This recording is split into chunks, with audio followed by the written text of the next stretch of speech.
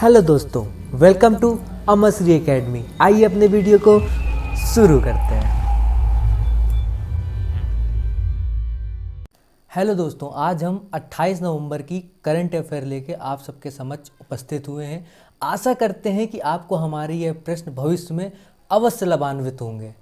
आइए अपने प्रश्नों की सीरीज को शुरू करते हैं। हमारा पहला प्रश्न है यहाँ पे, अभी हाल ही में किसने India climate change knowledge portal का शुभारंभ किया है दोस्तों? इसके ऑप्शन हैं श्री तोमर जी, रविशंकर जी, प्रकाश जावड़ेकर जी और निशंक जी। दोस्तों इसका जो सही आंसर है वह है प्रकाश जावड़ेकर जी दोस्तों, क्योंकि पर्यावरण, वन और जलवायु परिवर्तन मंत्री प्रकाश जावड़ेकर ने जलवायु परिवर्तन से संबंधित जानकारी देने वाले India climate change knowledge portal का शुभारंभ किया है। इसमें राष्ट्रीय और अंतर्राष्ट्रीय स्तर पर जलवायु परिवर्तन से संबंधित विषयों पर सरकार द्वारा उठाए गए सभी प्रमुख कदमों के बारे में जानकारी उपलब्ध कराइए दोस्तों। याद रखिएगा, पर्यावरण, वन और जलवायु परिवर्तन मंत्री केंद्रीय कौन है? प्रकाश जावड़ेकर जी दोस्तों। ठीक है, इसके बाद अगला हमारा जो प्रश्न है वह है, अभी हाल ही में कर्नाटक सरकार द्वारा किस रेलवे स्टेशन का नाम बदलकर महादेवप्पा मेलारा रेलवे स्टेशन कर दिया गया है दोस्तों? इसका जो सही आंसर है, मतलब इसके जो ऑप्शन है वह है Haveri railway station, Shri सिद्धारूढ़ा Swami ji, Hubli station और निकुंजा स्टेशन दोस्तों। इसका जो सही आंसर है दोस्तों वह है हवेरी रेलवे स्टेशन दोस्तों। जी हाँ, जो आपके हवेरी रेलवे स्टेशन है इसे ही जो है कर्नाटक सरकार ने महादेवप्पा मेलारा रेलवे स्टेशन नाम कर दिया है दोस्तों। ये महादेवप्पा मेलारा कौन है? तो मेलारा महादेवप्पा हवेरी जिले से स्वतंत्रता सेनानी और क्रांतिकारी रहे हैं। वे 18 वर्ष की आयु में दांडी मार्च में महात्मा गांधी के साथ शामिल थे दोस्तों। हाल ही में हुबली स्टेशन का नाम बदलकर भी श्री सिद्धारूढ़ा स्वामी जी कर दिया गया है और अब हवेरी स्टेशन का नाम परिवर्तित करके महादेवप्पा मेलारा रेलवे स्टेशन कर दिया गया। तो इंपॉर्टेंट क्वेश्चन है, याद रखना एक बार तो बनता है दोस्तों। अब दोस्तों अब अगले प्रश्न की ओर चलते हैं। हमारा अगला प्रश्न है, अभी हाल ही में किस प्रसिद्ध भोजपुरी उपन्यास का अंग्रेजी में अनुवाद किया गया है दोस्तों? आपके ऑप्शन है जीवन साह, सेमर के फूल, फूल सुंगी, एगो सुबह, एगो सांझ। दोस्तों इसका जो सही आंसर है वह है फूल सुंगी दोस्तों। जी हाँ, फूल सुंगी दोस्तों जो है उसका ये जो प्रसिद्ध भोजपुरी उपन्यास है जिसका अंग्रेजी में अनुवाद किया गया है दोस्तों। प्रसिद्ध भोजपुरी लेखक पांडे कपिल द्वारा लिखे गए लोकप्रिय भोजपुरी ऐतिहासिक उपन्यास फूल सुंगी का अब अंग्रेजी में अनुवाद किया गया है। इसे अंग्रेजी में अनुवादित होने वाला पहला भोजपुरी उपन्यास बताया जा रहा है। जी हाँ दोस्तों, यह पहला भोजपुरी उपन्यास है जिसका अंग्रेजी में अनुवाद किया गया है, जिसे अगले महीने पेंगुइन रैंडम हाउस इंडिया के हैमिल्टन इम्प्रिंट के तहत प्रकाशित किया जाएगा। इसके अनुवाद लेखक गौतम चौबे हैं दोस्तों। जहां फूल सुंगी को लिखा है पांडे कपिल ने, वहीं पे इसको अनुवाद किसने किया है अंग्रेजी में? गौतम चौबे ने किया है दोस्तों। इसमें है क्या फूल सुंगी में? तो यह औपनिवेशिक बिहार की पृष्ठभूमि वाला यह उपन्यास बहुत ही लोकप्रिय है और रहस्यवादी कवियों में से एक महेंद्र मिश्रा तथा गणिका ढेलाबाई के बीच के अपूर्ण कहानी की इसमें पूरी स्टोरी लिखी गई है, प्यार की कहानी की दोस्तों। जी हाँ दोस्तों, अब हम अपने अगले प्रश्न की ओर चलते हैं, जो कि है, अभी हाल ही में किस राज्य के मुख्यमंत्री द्वारा ऑटो और टैक्सी से यात्रा करने वाली महिलाओं की सुरक्षा के लिए अभयम ऐप लॉन्च किया गया है दोस्तों? इसके जो ऑप्शन है वह है तमिलनाडु, आंध्र प्रदेश, कर्नाटक और तेलंगाना दोस्तों। इसका जो सही आंसर है वह है आंध्र प्रदेश। जी हाँ दोस्तों, आंध्र प्रदेश के मुख्यमंत्री जगन मोहन रेड्डी ने अभी हाल ही में ऑटो और टैक्सी से यात्रा करने वाली महिलाओं की सुरक्षा के लिए अभयम ऐप लॉन्च किया है दोस्तों। हमारा जो अगला क्वेश्चन है वह है, हाल ही में किस राज्य ने स्वास्थ्य साथी योजना का शुभारंभ किया है दोस्तों? इसके ऑप्शन है मध्य प्रदेश, उड़ीसा, पश्चिम बंगाल और महाराष्ट्र दोस्तों। इसका जो सही आंसर है वह है पश्चिम बंगाल दोस्तों। जी हाँ, पश्चिम बंगाल की मुख्यमंत्री ममता बनर्जी ने हाल ही में राज्य में स्वास्थ्य साथी योजना की घोषणा की है।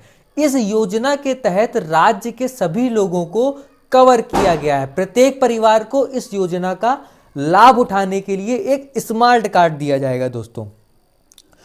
स्वास्थ्य साथी योजना के साथ साथ ही बिहार में पश्चिम बंगाल में और दो ठो जो है योजनाएं लॉन्च की गई हैं। वह है, पहली है दुआरे दुआरे पश्चिम बोंगो सरकार, जिसका हिंदी नाम आप कह सकते हैं प्रत्येक द्वार पश्चिम बंगाल सरकार। योजना के तहत सरकारी प्रतिनिधि प्रत्येक घर में जाएंगे जहां परिवार योजना के लिए पंजीकरण करा सकेंगे। और दूसरी है कर्मई धर्म, जिसका हिंदी नाम है कर्म ही धर्म योजना के तहत राज्य के 20 लाख युवाओं को छोटे व्यवसाय करने के लिए एक मोटर बाइक प्रदान की जाएगी, जिसके इस बाइक के पीछे दोस्तों एक बक्सा लगा रहेगा, जिसमें जो छोटे मोटे व्यापारी हैं वह अपने सामान को एक स्थान से दूसरे स्थान तक आसानी से स्थानांतरित कर सकें दोस्तों। अब हमारा दोस्तों जो अगला प्रश्न है वह है, हाल ही में विश्व प्रसिद्ध किस मंदिर में नागार्जुन बेसा का आयोजन किया गया है दोस्तों? आपके ऑप्शन है अक्षरधाम मंदिर, सोमनाथ मंदिर, महाबलेश्वर मंदिर और श्री जगन्नाथ मंदिर दोस्तों। इसका जो सही आंसर है वह है आपका श्री जगन्नाथ मंदिर दोस्तों। जी हाँ, उड़ीसा में भगवान जगन्नाथ और भगवान बलभद्र का दुर्लभ नागार्जुन बेसा पुरी के विश्व प्रसिद्ध श्री जगन्नाथ मंदिर में आयोजित किया गया। यह अनुष्ठान लगभग 26 वर्षों के अंतराल के बाद ही होता है दोस्तों, जिसमें भगवान को योद्धा की वेशभूषा में दिखाया जाता है दोस्तों। अब हम चलिए दोस्तों हम अपने अगले प्रश्न की ओर चलते हैं, जो कि है, हाल ही में अपेडा ने किस देश के साथ वर्चुअल क्रेता विक्रेता बैठक का आयोजन किया? आपके ऑप्शन है जर्मनी, दूसरा फिनलैंड, तीसरा इंग्लैंड और चौथा अमेरिका दोस्तों। इसका जो सही आंसर है वह है जर्मनी दोस्तों। जी हाँ, जर्मनी के साथ ही जो है अभी एपेडा ने वर्चुअल क्रेता विक्रेता बैठक का आयोजन किया। दोस्तों एपेडा क्या है? तो एपेडा का फुल फॉर्म है कृषि और प्रसंस्कृत खाद्य उत्पाद निर्यात विकास प्राधिकरण को ही एपेडा कहते हैं। इसने वर्चुअल माध्यम से कृषि उत्पादों के निर्यात को बढ़ावा देने के लिए अपने प्रयास को जारी रखा है दोस्तों। हम अपने अगले प्रश्न की ओर चलते हैं, जो कि है दोस्तों हमारा जो अगला प्रश्न है वह है, अभी हाल ही में यूपी सरकार ने गंगा एक्सप्रेसवे परियोजना को मंजूरी दी है। यह एक्सप्रेसवे कहां से कहां तक के लिए बनाया जा रहा है दोस्तों? बढ़िया क्वेश्चन है, आपके यूपी के किसी भी कंपटीशन एग्जाम के लिए भी महत्वपूर्ण है। आपके ऑप्शन है वाराणसी से प्रयागराज, हरिद्वार से वाराणसी, हरिद्वार से प्रयागराज या वाराणसी से मिर्जापुर दोस्तों। आपका जो सही आंसर है वह है हरिद्वार से प्रयागराज दोस्तों। जी हाँ, उत्तर प्रदेश सरकार ने 26 नवंबर 2020 को अपनी महत्वाकांक्षी गंगा एक्सप्रेसवे परियोजना को मंजूरी दे दी है। इस परियोजना की कुल लंबाई 594 किलोमीटर है।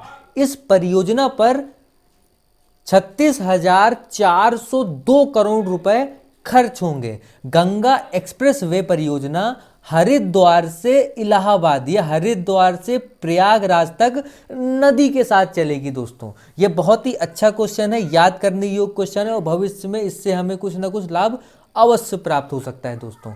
हम अपने अगले प्रश्न की ओर चलते हैं, जो कि है, हाल ही में किसके द्वारा डिजिटल ऑनलाइन मानव संसाधन प्रबंधन प्रणाली शुरू किया है दोस्तों? इसके ऑप्शन है HRD मंत्रालय, वित्त मंत्रालय, रेलवे मंत्रालय या नीति आयोग दोस्तों। इसका जो सही आंसर है वह है रेल मंत्रालय दोस्तों। जी हाँ, रेल मंत्रालय द्वारा हाल ही में डिजिटल ऑनलाइन मानव संसाधन प्रबंधन प्रणाली शुरू की गई है दोस्तों। भारतीय रेलवे ने पूरी तरह से डिजिटल ऑनलाइन मानव संसाधन प्रबंधन प्रणाली लॉन्च की है। HRMS भारतीय रेलवे के लिए एक हाई थ्रस्ट प्रोजेक्ट है। यह परियोजना बेहतर उत्पादन उत्पादकता प्रदान करती है। यह परियोजना रेलवे प्रणाली की दक्षता और उत्पादकता में सुधार के लिए एक कदम है दोस्तों। दोस्तों अपने अगले प्रश्न की ओर चलते हैं, जो कि है हाल ही में किसे भारतीय सेना में इंजीनियर इन चीफ का पदभार सौंपा गया है। आपके ऑप्शन है lieutenant general Harpal Singh, lieutenant general Jagpal Singh, lieutenant general Aman Kuneja, lieutenant general Dilbagh Rathore. दोस्तों इसका जो सही आंसर है वह है लेफ्टिनेंट जनरल हरपाल सिंह। दोस्तों जी हाँ, लेफ्टिनेंट जनरल हरपाल सिंह ने भारतीय सेना के नए इंजीनियर इन चीफ को नियुक्त किया गया है। वह वर्तमान में सीमा सड़क संगठन के महानिदेशक हैं और 1 दिसंबर को अपनी नई नियुक्ति के लिए कार्यभार संभालेंगे। दोस्तों हम अपने अगले प्रश्न की ओर चलते हैं, जो कि है अभी हाल ही में किस हवाई अड्डे का नाम बदलकर मर्यादा पुरुषोत्तम श्री राम हवाई अड्डा कर दिया गया है। आपके ऑप्शन है लखनऊ हवाई अड्डा, कानपुर हवाई अड्डा,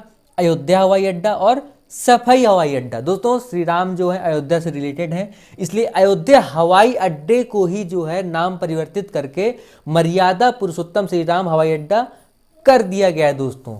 ठीक है दोस्तों, अब हम अपने अगले प्रश्न की ओर चलते हैं, जो कि है अभी हाल ही में किस जगह भारतीय वायुसेना स्टेशन पर सबसे बड़ी सौर ऊर्जा परियोजना पूरी की गई है। दोस्तों आपके ऑप्शन है लेह, मसूरी, बेलगाम और दिल्ली। दोस्तों आपका जो सही आंसर है वह है लेह। दोस्तों जी हां,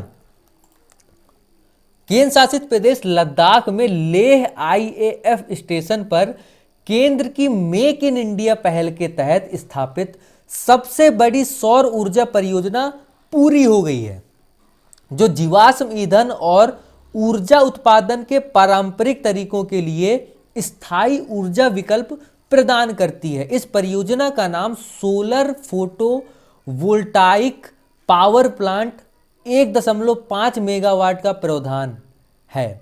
ठीक है दोस्तों, इसे 31 मार्च 2021 की समय सीमा पूरी होने से 12 महीने पहले ही पूरा कर लिया गया है। दोस्तों हमारा जो अगला प्रश्न है वह है, दोस्तों अब यहाँ से हमारे प्रश्नों की सीरीज खत्म हो चुकी है। अब हम यहाँ पे कुछ वन लाइनर के ऊपर चर्चा करेंगे कि ये है क्या। तो आपका भी अभी जो है हाल ही में ड्राफ्ट मर्चेंट शिपिंग बिल 2020 लाया गया है। दोस्तों ये है क्या?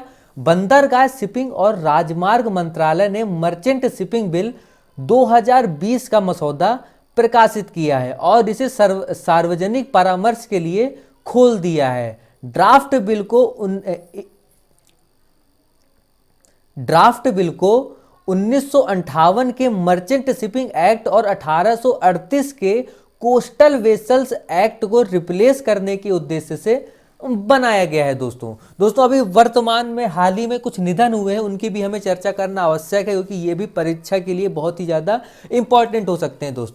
तो पहला निधन हुआ है टीसीएस के संस्थापक एफसी कोहली का निधन हो गया। दोस्तों ये जो एफसी कोहली थे, यह भारतीय सॉफ्टवेयर उद्योग के पितामह कहे जाते थे। दोस्तों जी हाँ, भारतीय सॉफ्टवेयर उद्योग के पितामह और टाटा कंसल्टेंसी सर्विसेज के पहले सीईओ फकीर चंद कोहली का दिल का दौरा पड़ने से निधन हो गया है। इनको जो है पद्म भूषण भी दिया जा चुका है। आपका जो अगला निधन है वह है विश्व बैंक के पूर्व अध्यक्ष जेम्स वोल्फेंसन का निधन हो चुका है।